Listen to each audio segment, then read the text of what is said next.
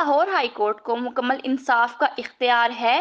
क्या वफाकी हुकूमत ने अदालती दायरा इख्तियार पर एतराज़ किया था? खसूसी अदालत पंजाब में थी, ना ही मुलजिम वहां का रिहायशी था। सुप्रीम कोर्ट में साबिक सदर परवेज मुशर्रफ से मुतल्लिक खसूसी अदालत के फैसले से मुतल्लिक केस में दरख्वास्त गुजार तौफीक आसिफ के वकील हामिद खान ने कहा कि सुप्रीम कोर्ट ने खसूसी अदालत को कार्रवाई आगे बढ़ाने का हुक्म दिया था।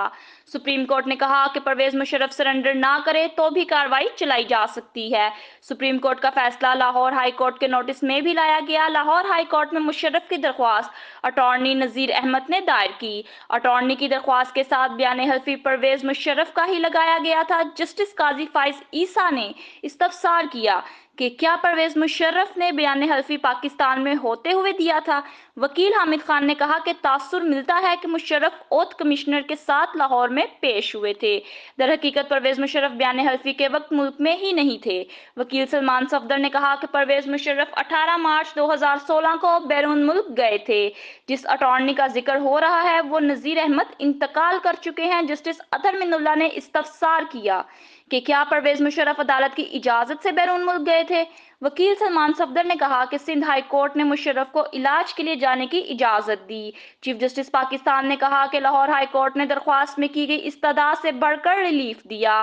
दरख्वास्त गुजार ने खसूसी अदालत की तश्कील कल अदम करार देने की इस्तदा ही नहीं की। क्या लाहौर हाई कोर्ट को आर्टिकल 187 के तहत मुकम्मल इंसाफ का इख्तियार है?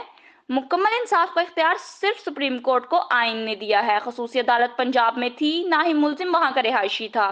फैसला आइन के खिलाफ हो तो भी मुतल्लिका अदालत से ही रज्जू करना लाजिम है।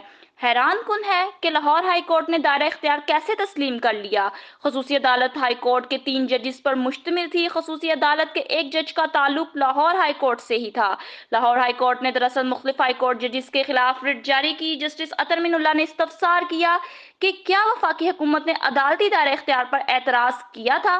वकील हामिद खान ने कहा कि इस वक्त तो हुकूमत और सब लोग एक पेज पर थे। अगर आपको हमारी ये वीडियो पसंद आए तो चैनल को सब्सक्राइब जरूर करें और घंटी के बटन को दबाना ना भूलें ताकि आपको आने वाली हर वीडियो से बाखबर रखा जा सके।